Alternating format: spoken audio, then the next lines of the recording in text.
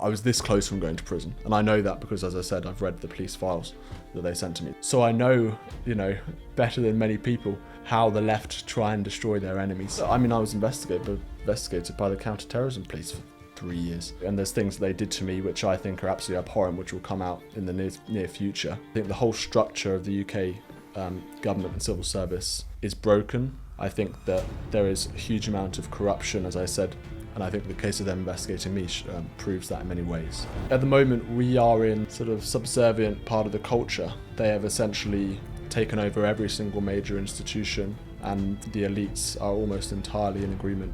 In the civil service, they understand who their friends are and who their enemies are. And they know that they're not going to be punished for saying wicked things against Nigel Farage. There's definitely a part of me that thinks, if they had me saying something controversial, they would try and destroy me in an instant. And they wouldn't be having this discussion now.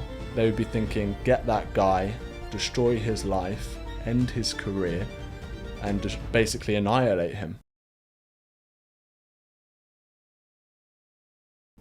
Hello and welcome to The Current Thing with me, Nick Dixon. If you're watching on YouTube, please subscribe and like the video. And if you want the full episode and our whole back catalogue with many excellent guests, go to nickdixon.net and sign up. It's just £5 a month, which I used to say was the price of a pint in London. Then I was saying half pint. Now for £5, they just let you smell the beer, then they pour it away. So it's £5 a month, nickdixon.net, and you get my articles, you get early access, you can comment, and you support what we're doing, support this work, let me pay the production staff, and so on. So we need your help. nickdixon.net. And now we have another excellent guest. He is the US correspondent for GBN. It is, of course, Mr. Stephen Edginton. How are you doing, Steve? Very well, thank you. Did I get that intro right? So it's GB News, but it's the American branch, right? GB News America. So okay. They've launched this new project earlier this year. They're very excited. They want to expand their audience in the States, and I've moved out to DC a few months ago to be part of that. Okay. And I should know because I actually work for GB News, but it's slightly separate. And of course, you used to be at the Telegraph and you had the excellent show Off Script, which I listened to a lot. And you are one of the few journalists, I should have said this in the intro, actually doing journalism. Imagine that. Like, you're actually asking people questions. Your Liz Truss interview was very good. Your Steve Bannon one. So yeah, kudos for that. And just because we might cut the last bit off with a paywall, is there anywhere people can go to find you, like your Twitter and so on? They can follow me on Twitter. That's my only public social media, at Stephen Edginton. But maybe don't follow me because I'm a bit extreme. Yeah, you've got your journalistic self and you've got your Twitter self, and sometimes the Twitter self slightly more opinionated. But yes, an interesting balance. So you've just been in America, obviously, reporting, and you've come back. And you've just missed one of the biggest events in world history. And there's a lot of conspiracy theorists out there. So why was Steve out of the country when it happened? But what is your take on the Trump assassination attempt that you've just missed? I've got the perfect alibi. Okay. I think it was obviously a historic event. It's just incredible how close Trump came to dying. And if you've seen those graphics on Twitter of him moving his head, it's just one of the most extraordinary moments of luck in history. And assassinations of US presidents really can have a major impact on the direction of America and the world. And I've done a lot of interviews with historians, and I know that the murder of JFK in 1963, someone like Christopher Caldwell, American historian and columnist, he says, and he makes a very strong argument, that this was probably one of the most, if not the most important moments in American history of the 20th century, where you basically put in Lyndon Johnson, who passed all of these radical, extreme, far-left laws to do with immigration, the welfare state, civil rights, of course, as well, which is also controversial to conservatives today. So, history could have been changed very much at the weekend, and I think we're all very fortunate that the shooter missed. Yeah, that is, I know, it's a massive change in history, the JFK thing, and it's still unsolved. I'm not sure this will ever be solved already because there's so many conspiracy theories. And then there's just the incompetence argument. Do you have a take on the kind of conspiracy versus incompetence? Generally, I'm not much of a conspiracy theorist. This sort of angers a lot of my friends in conservative circles, and I know we have a lot of fights about this. Even the JFK stuff, I read a great kind of biography of Lyndon Johnson, which really goes into the assassination in massive detail. And the author, who I think is a great author, says that there's no conspiracy. Maybe I'm just being a complete sheep or something for believing him. But I think in this instance, obviously the Secret Service really failed. And, not to secure a rooftop 150 yards from where the president is speaking just seems extraordinarily stupid, incompetent, and then you see these videos of these kind of fat women Secret Service agents who can't put their gun in their holster, who aren't even protecting Trump as they're supposed to. They're sort of ducking down, and you do just think these people are completely incompetent. And maybe, is there a conspiracy here? I mean, I don't know. This guy was a 20-year-old. He seemed like a bit of an incel person just looking at photos of him. Maybe I shouldn't judge him like that, but we also don't know too much about his motives. And that also seems quite strange. And I think in these situations, there's always going to be conspiracy. Whatever happened, there's always going to be a conspiracy theory, right? And the best thing that the government can do and should do is offer total transparency. And I don't think the FBI are being completely transparent about who the shooter was, what his motives were, the data from his phone and so on. And the Secret Service, people were pointing out the shooter for a long time before he actually, tried to kill Trump. And why didn't anyone intervene? So I think there are really important questions to answer, and they'll be doing those investigations now with the Senate and the Republicans. They're looking into this stuff. So is there a conspiracy? I mean, who knows? To me, it looks like total incompetency from the Secret Service, and someone needs to resign. And I think, I'm sure we'll get into this, but maybe DEI may have caused a DIE or a death in this case. And I think, clearly there are issues around sort of diversity hires. Yeah, so there's a lot of stuff around the shooter. One is that he seems to have had no social media, which is weird. And this is just at the time of recording. This is about 5 days after it happened. We may know a lot more by the time this comes out. So I should say, for the viewer/listener who's going, what are you talking about? But yeah, he didn't have any social media, yet he also was apparently really good on computers, I heard. So they seem a bit strange. So we don't know anything about him. But and as you say, the DEI, do you think that was the main cause then? So there was this Cheetle woman who was the head of the Secret Service or whatever, it's a high up role in the Secret Service, and she had targets about the number of women that should be in there. Then you've got the women on the ground who seem to be physically ill-equipped to defend a large man, and especially the one who couldn't put her gun back in the holster. So do you mainly blame DEI for this? Because you've done loads of work on this in the army and other areas. I mean, who knows? But I think that it certainly has an impact. I don't think that we can pretend that hiring people based on their characteristics and not whether they're the best person for the job has an impact on what they're doing. And I think, look, that video of the Secret Service agent, the woman trying to holster a gun, was totally embarrassing for the States. She obviously wasn't physically fit. You can just look at her and tell that within an instant. And you just think these people should be the most elite people protecting someone who could be the next president of the United States, a former president. And yet, why have they chosen her? And she obviously can't do her job properly. And then there's also that image of the sort of male Secret Service agents kind of crowding around Trump just after the shooting happens. And then maybe like a couple of meters behind them, there's this woman who's kind of cowering, who's also in the Secret Service. Now, look, maybe, in that situation, I'm sure I would cower as well. But their job is obviously not to do that. It's to be courageous and trying to protect the person they're trying to protect. So I think that, yes, it has an impact. And as you mentioned, in the UK, I did a lot of reporting on DEI in our own armed forces, and by the way, in MI5 and MI6 as well. And I think that this is also having an impact. Perhaps we can't see it as clearly as we saw on those videos at the weekend. But when you start to choose when you start to restructure the entire hiring process to be based on whether you're black or gay or a woman, and basically to say we don't like white men, because essentially DEI is an anti-white male straight ideology.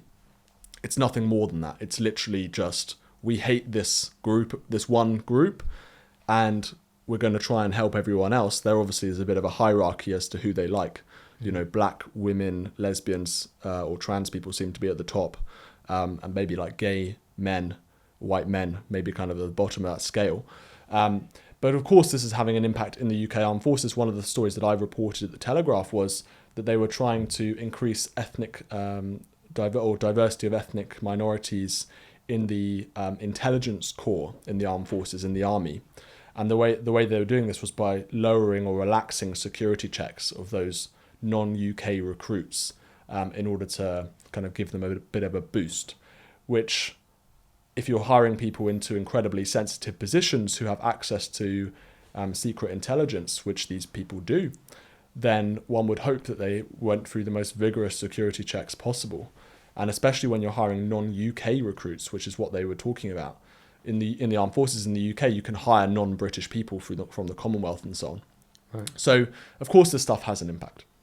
Yeah, and one line that stood out for me was the RAF saying the line "useless white males," which meant that these don't do anything for my diversity quotas. And it's pretty shocking, since they were probably some of the main people who wanted to apply for the RAF.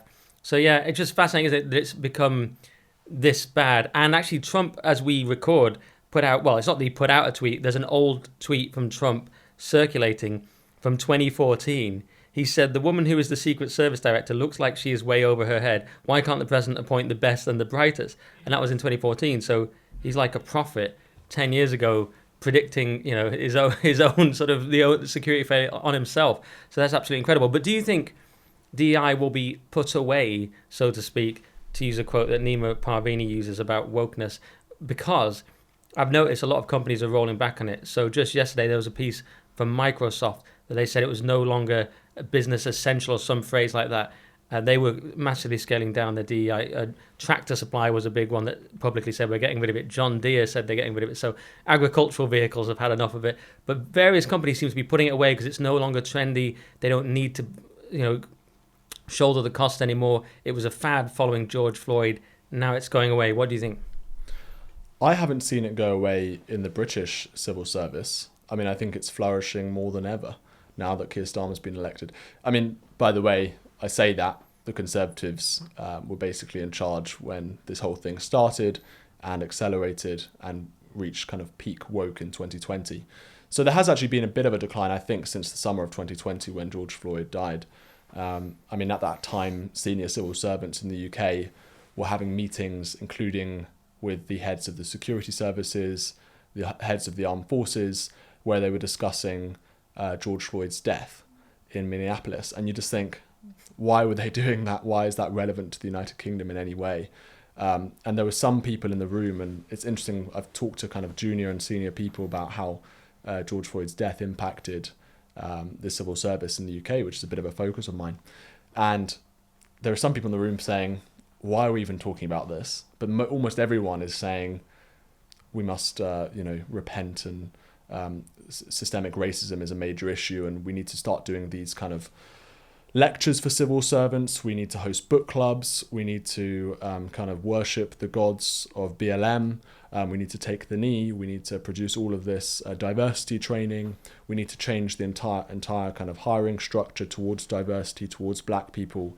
We need to reinvent history, rewrite history, so that, for example, in Wales, you have these people in HMRC who are so-called race leads, who work as kind of volunteer civil servant BLM activists who teach fellow civil servants about all of the fantastic ethnic minority people from Welsh history, of which I can't think of too many, but I'm sure that they could come up with hundreds.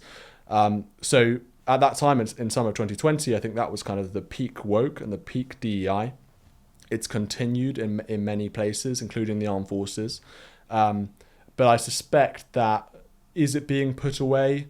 I think you're right to say there's been a significant pushback, and I think the Conservatives in the States and in the UK have had some major wins and some major successes. But I think it's not necessarily as simple I think that's a bit too simplified to say it's simply going away. Look at the election of Keir Starmer in the UK. Why would he have any incentive to put it away when most Labour MPs agree with this stuff? So I think that, it's not necessarily like one god being like, let's put it all away now and it's all over. But I think, I think it's more nuanced than that. And I think in the US, I think it's probably more, our sort of anti-DEI campaigns have been more successful.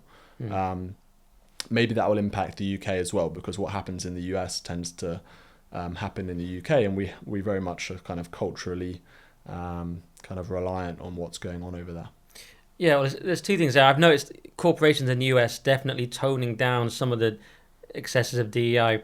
But when you're talking about institutional capture in the UK, that seems to me, it's not an entirely separate issue, but that's definitely a thing. I mean, you did your piece on the Home Office, where I believe there were anonymous people saying that Nigel Farage should be arrested or even assaulted, or even that it was okay to assault Worse him. than that, yeah. Worse than that. Yeah, I mean, several people in the Home Office came to me after this whole milkshaking incident, saying that they'd overheard colleagues, and this was like separate people in separate parts of the Home Office. There are 35,000 people work in the Home Office, who said they overheard colleagues calling for violence against Nigel Farage, serious violence, to the point where essentially they wanted him dead. And I think that shows the kind of hegemony of views within that department, that civil servants think they can get away with saying things that are frankly illegal. You know, calling for violence upon others, particularly, well, it doesn't really matter that he's a politician, but anyone. I thought that was illegal, or saying, you know, that this person should be killed or whatever. But they feel very confident that there's not going to be any repercussions for them. I know you mentioned the academic age and whatever, and people were obsessed with this Carl Schmitt idea of friends and enemies. And, you know, in the civil service, they understand who their friends are and who their enemies are. And they know that they're not going to be punished for saying wicked things against Nigel Farage. But if they said the same thing against a friend, Keir Starmer, for example, or Diane Abbott, maybe that's a better example because she's kind of on that hierarchy of diversity, then there's going to be severe consequences for that. So I think there's basically a cultural, as you say, institutional capture of the civil service and British institutions by DEI activists, which is so dominant they feel completely, there's no opposition in their eyes. It's so interesting because recently one of the stories I did for GB News was about this call they had commemorating George Floyd's death 4 years after his death. So this was back in May this year, and this was HMRC civil servants. And I was listening to the whole thing. And I feel like an expert on DEI because I've just read hundreds of their stuff. I listen to their calls because people record them.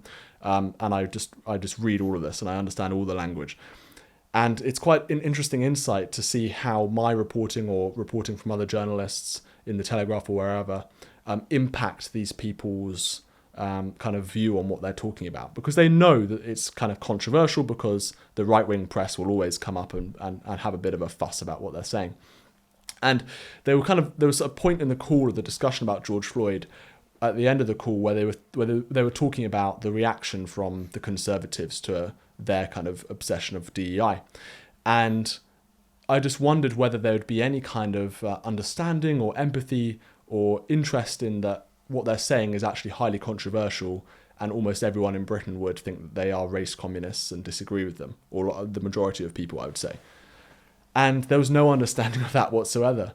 One person said, at one moment in time, what we would be talking about over the last hour would be seen as controversial.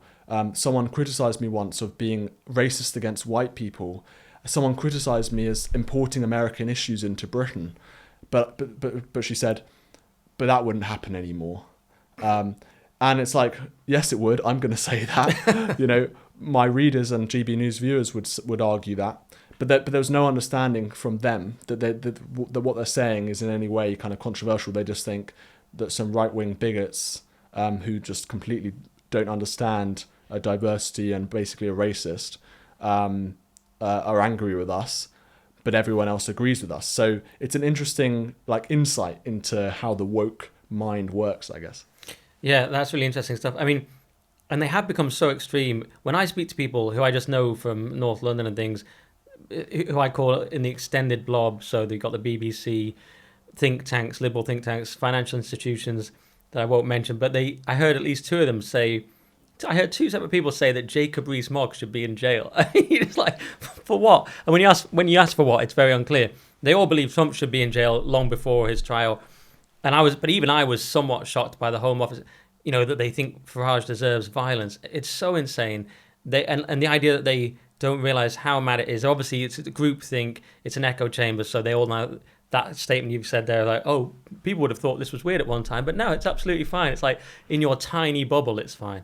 But here's a question. Is that starting to change? Because as we record, Tenacious D made a joke about Trump's assassination. So this guy Kyle Gass, he's the less famous one from Tenacious D. He made a joke on stage. Jack Black said to him, "What's your birthday wish?" It was his birthday, and he said, "I wish that the Trump assassin didn't miss or doesn't miss next time or something." Words to that effect. Doesn't really matter. He lost his agent. The tour was cancelled. And that's that. And the tour was cancelled, they say. And Jack Black put out a statement cancelling the tour, but they say it was because people called the venues. Then it becomes an insurance issue. Massive amounts of people call the venue. They have no choice but to cancel. Then Jack Black just got ahead of it and made it look like he was unilaterally doing it, but it was obvious what happened. So that is a kind of a new thing. And there was another example with this so-called Home Depot lady or Home Depot, however they say it, had made a statement, a similar thing about wanting Trump to have died, and she was sacked. And a lot of people are saying, this is terrible, beating up on this poor woman. Why is she the target? Then the other side is saying, no, crush our enemies. So I was wondering if you had a thought on this, because you just mentioned the Carl Schmitt's friend-enemy distinction. So there's two camps on the right. They're kind of Constantine camp, and I've seen other people say this, are very much like, no, we need our principles, free speech, we wouldn't want it done the other way. The other camp is just, no, that hasn't worked. We just have to now do what they did to us, to them. Any thoughts on that? I think we should hold people accountable. I think, free speech is generally what we should be aiming for. And I think, it's an interesting question as the right gains more influence and more power as to how they should kind of use that power and whether there's a certain responsibility that they hold. I think my instinct on the Home Depot or Depot woman is that, she probably shouldn't have been fired. She said something a bit silly. But at the same time, there's another part of me that thinks, as you say, know who your friends are, know who your enemies are. And I think personally, I'm a bit torn between both camps. There's definitely a part of me that thinks, if they had me saying something controversial, they would try and destroy me in an instant. And they wouldn't be having this discussion now about free speech or our sort of liberal principles. They would be thinking, get that guy, destroy his life, end his career, and just basically annihilate him in the public sphere and in the private sphere, cancel him, remove his bank account, and so on. So in response to that, what should the right do? I think it's an interesting question. I think from my own work as a journalist, over the last few years, I've tried my best to hold the left accountable and to hold everyone accountable. I interviewed Liz Truss and gave her a bit of a hard time. I interviewed Suella Braverman recently and tried to do the same thing. I think, in my own position as a kind of mainstream media journalist, I think I'm trying to sort of uphold ethical standards, but also do my best to hold people to account. And I think that, there is probably an argument to say that we're going a bit too far or maybe a bit too radical in some spaces on the right. And and the people I'm talking about is, maybe I shouldn't talk about him, is people like Nick Fuentes, or some of the more anti-Semitic strains in the sort of US conservative sphere. And that stuff does kind of worry me and concern me a little bit. That they're just fringe people, and I'm sure they are. But it's kind of interesting being in the States and having to deal with a different political context, because that stuff just doesn't exist in the UK. So generally, I don't like to kind of spend my hours criticizing conservatives for what they're doing. I try and sort of be fair, kind of try and be ethical, as I say.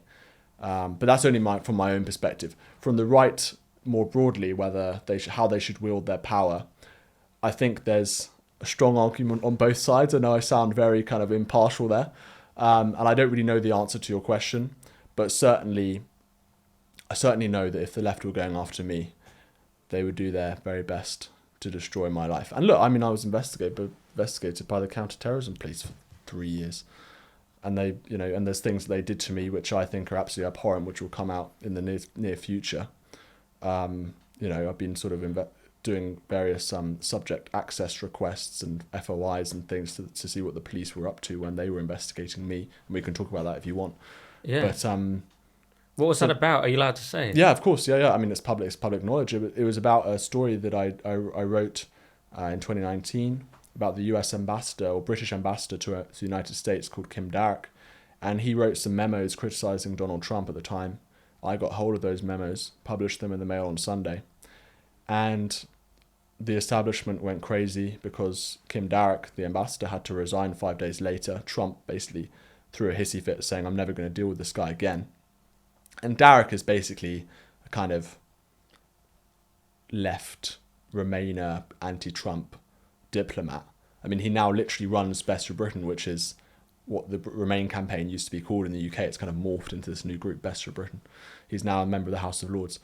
So they saw one of their friends being taken out, and they decided, we have to crush our enemies. We can't let this happen. We can't let these people be exposed in this way. If he was a hardcore conservative, this wouldn't have happened. So what happened in response was the police launched an investigation called Operation Asperite, where the intelligence services and the Counterterrorism Command investigated the leaks, investigated me for almost 3 years. And that had a big strain on my life. They were spying on me. And as I said, a lot of this stuff is going to come out very soon. But I might take the police to court, I'm not sure. But so they went after me in a big way. And so I understand in some ways what cancel culture feels like. I haven't yet been fired or anything like that, but I almost went to prison. I was this close from going to prison, and I know that because, as I said, I've read the police files that they sent to me. So I know, better than many people how the left try and destroy their enemies, and I understand the instinct from the right to say, well, this is how we should treat them. I totally get that. I'm not saying I necessarily agree with it entirely, but I totally understand the instinct. Wow. I didn't know that. I somehow missed that. I knew about Kim Darroch, but I didn't know about your involvement.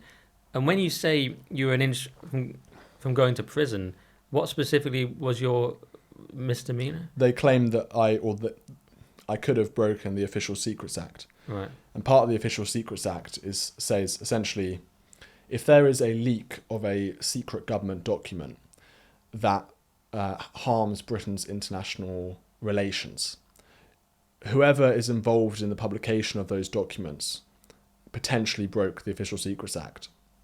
So they could have gone after me for that.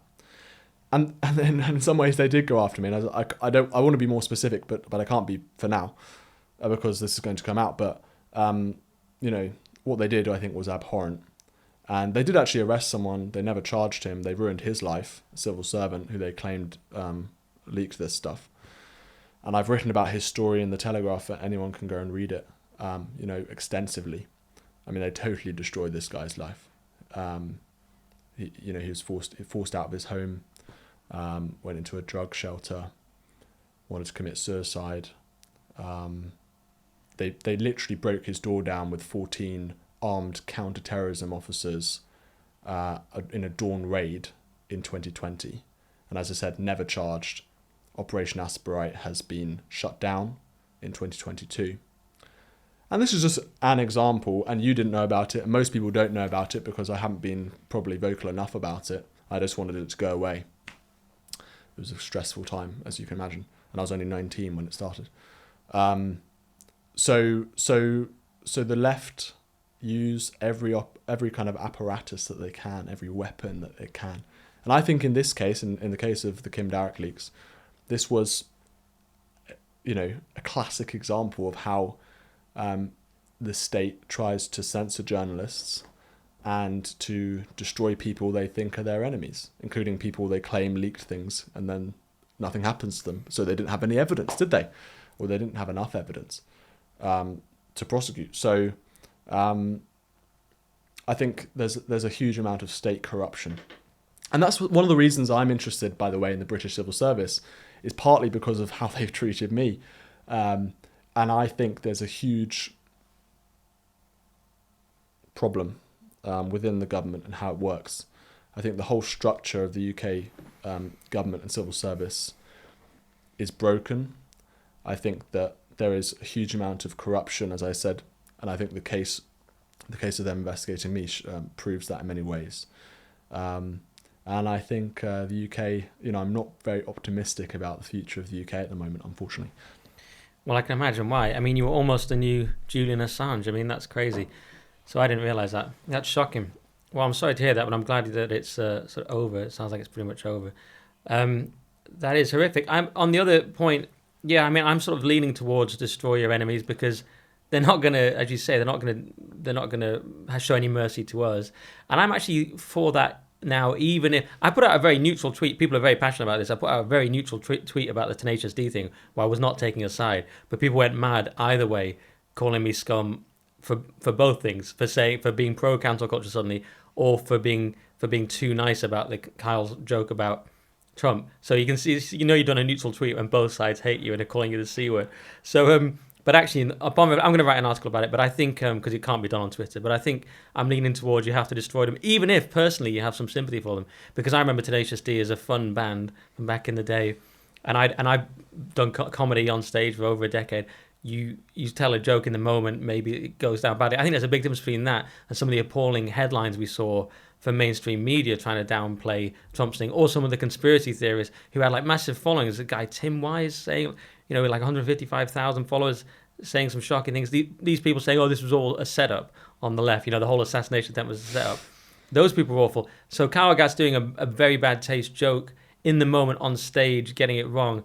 I personally have some sympathy for that, as I do for the Home Depot lady being just an ordinary working lady. But I almost think I have to transcend my own sort of personal soft-heartedness and say, no, we're going to have to do something because nothing else has worked, right? Nothing else has worked. So if you don't set some sort of line in the sand. And Oren McIntyre was saying, I didn't watch the whole thing, but he was saying we have to win the culture war to even put in the sort of circumstances whereby things are less politicized, where there isn't things like cancel culture. But first we have to win. Because if we try and just do free speech now, it doesn't work. Well, we've lost at the moment, and if people don't recognise that, then they're ignorant or they're blind. At the moment, we are in the sort of subservient part of the culture. They have essentially taken over every single major institution, and the elites are almost entirely in agreement. So I think we have to be serious. We have to recognise that fact, and I think it's an interesting strategic discussion as to what happens when we do gain a bit more momentum. And it seems like, interestingly enough, this week has sort of really shown that there is a bit of momentum in America on the right, and I think we're being a bit America focused, which is great because that's my job, and I'm glad that we are. But I think in the UK, I'm much more pessimistic. But in the US, Trump survived an assassination attempt and reacted in the most courageous way. Fight, with the fist. I mean, just fight. I literally couldn't believe those photos and the video. Just amazing. And I think that shows his kind of moral courage, and being physically brave is actually quite a rare thing. So impressive for him. And then his trial in Florida gets completely nuked, basically. This was the classified documents case. Was dismissed by the judge, dismissed. Eileen Cannon, was that her name? Something like that. Yeah, so he's racking up wins, or W's as Gen Z might call them. And he's got the RNC, and he's just chosen a fantastic vice presidential candidate, J.D. Vance. He's probably the most conservative, populist, nationalist candidate that was available, other than Vivek, who I'm very suspicious of. So I think the right is doing very well, and if they do win in November in the presidential election, they will gain significant legislative power. And it seems that people like Christopher Rufo have been very successful, and probably the one thing that people don't talk about enough is how Elon Musk buying Twitter seems to be one of the most significant purchases and events in the last decade or 2 decades for the right, for the populist right, because he's essentially he's taken away a major weapon that the left were using to censor people. And people have to remember, okay, Twitter, Twitter isn't real life. That's what people like. Sometimes people like to say that, like David Cameron likes to say, Twitter isn't real life. Well, actually, the people who are on Twitter are mostly, or to a large extent, elites. And the people who read Twitter and use Twitter work in the media, work in politics, work in big business and so on. So Twitter actually does hold a substantial cultural influence, more so than you would expect for the number of people who use it. So it's incredibly important who owns Twitter, and I'm not calling it X, who owns Twitter. And I think Elon Musk's purchase of that company, even though he paid, massively overpaid for it, we should all be thankful for him. Maybe we should all pay him more money. I don't know. Yeah, well, he actually pays us money, doesn't he? You get some money now from Twitter/X for just tweeting.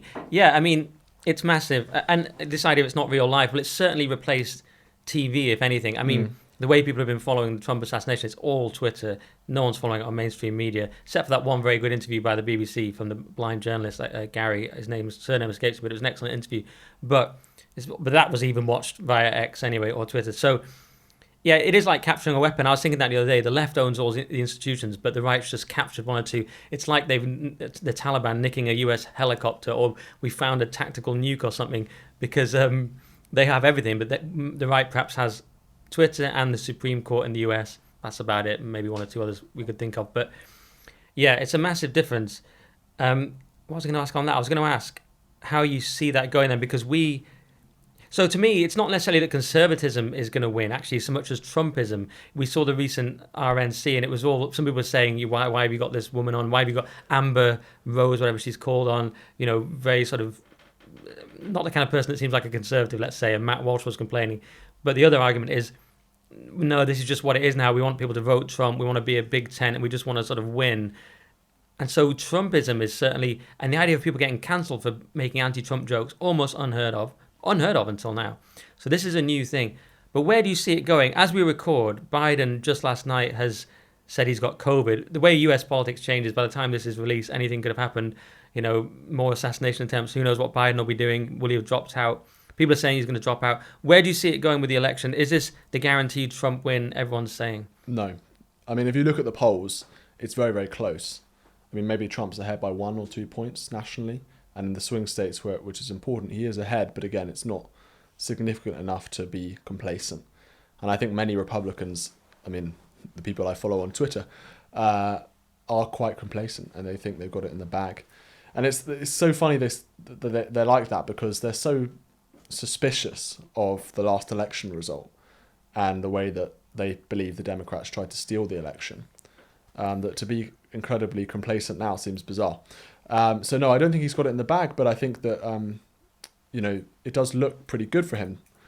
Biden really performed poorly on that debate in a way that no one kind of expected, or maybe people did expect, but they thought the drugs would work.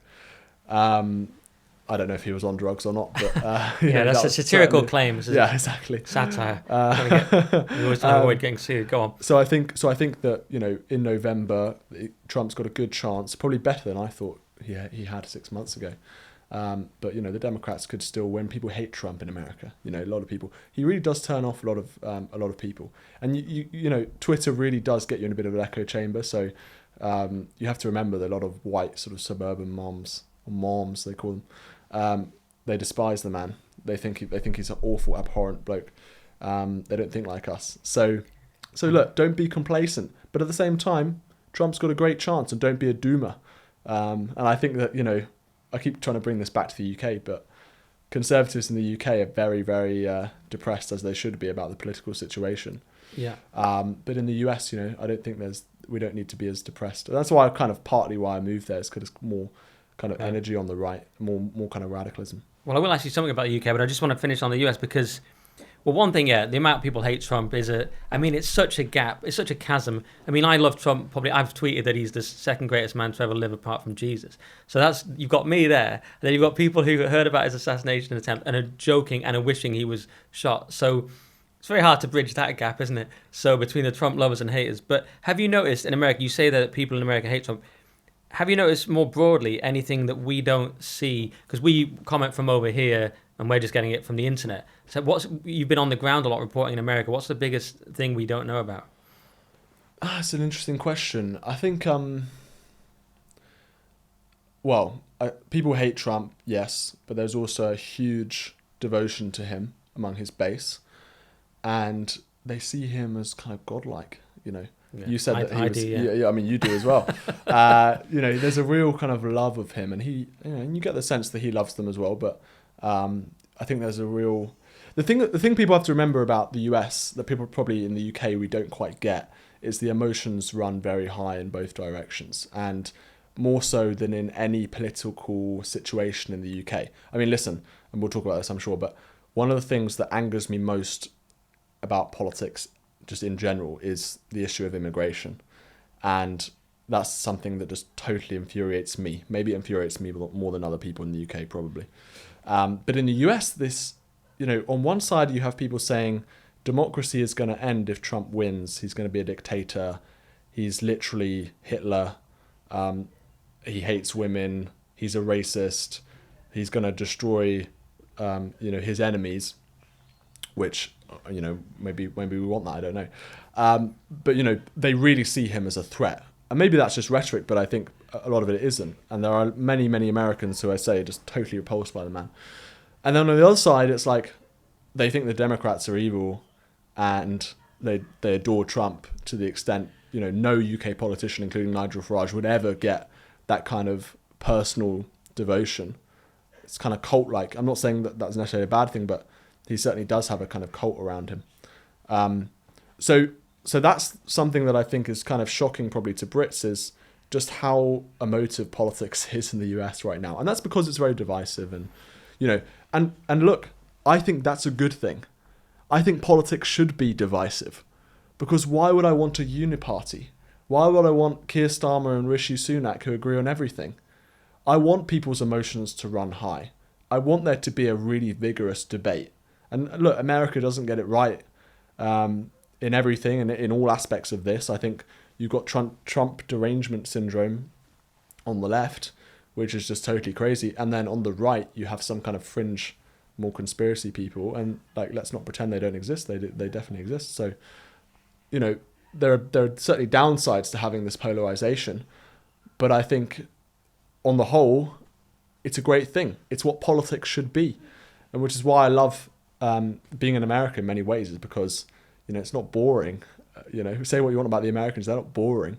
They literally, at least they have proper debates. Watching Biden and Trump debate the issues, although Biden did very poorly in his, in his demeanor and so on, at least the debates were kind of quite interesting. Both of them massively disagreed on various topics.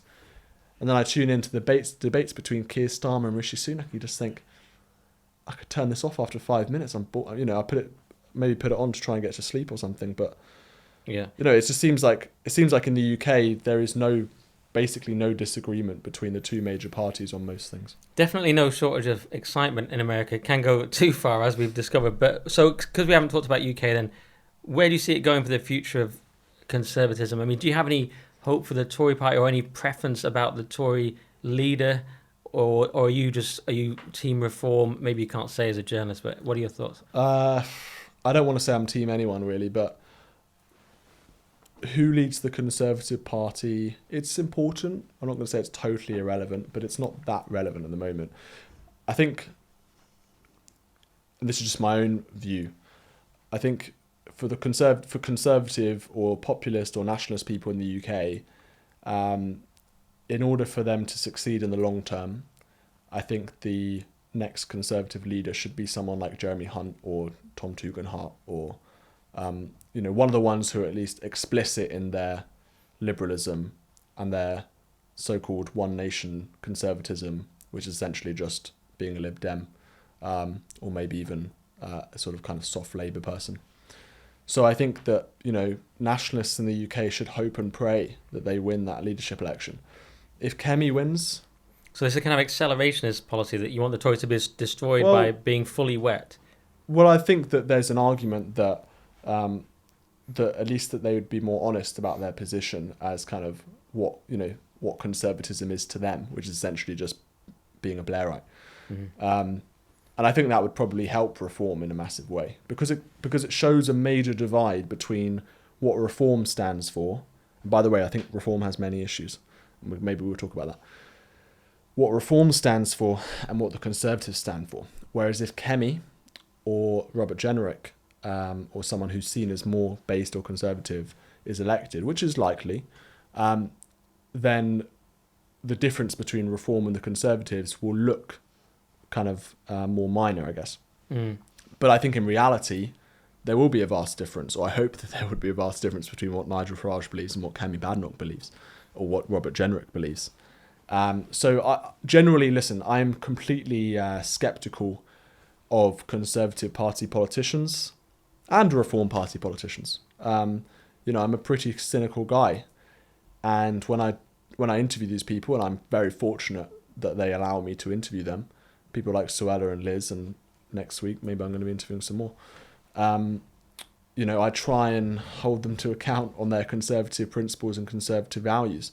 And it seems like I don't necessarily think that these people are kind of woke liberal wets who are kind of liars or something, who, I think they genuinely believe they're conservative in many cases, and I think they think that they're principled. But I think the reality is something different in many cases. I'm not saying for everyone. Okay. And interesting, yeah, I like the idea that you want the Tories to just show who they really are. Are you one of these people that thinks the electoral system needs to be reformed or not? Well, it's always the losers who make that argument, because inherently PR obviously helps the losers of kind of the purport of the current system. Let's be honest, it's not going to happen, because no parliament would vote to change the electoral system that just got them elected. I mean, even if the Lib Dems or someone won power under the current... All right, that is the end of the free episode. But if you want the full podcast, go to nickdixon.net for all the extra content, all my articles. That is my Substack, nickdixon.net. And we need your help to keep this whole thing going, keep the lights on, this amazing production, hiring people, etc. nickdixon.net to support us. It's £5 a month, which is about the cost of some sort of fancy latte in London, or as a slight discount if you get the yearly option, or it's just £5 a month. So we'll see you on nickdixon.net, and thank you very much.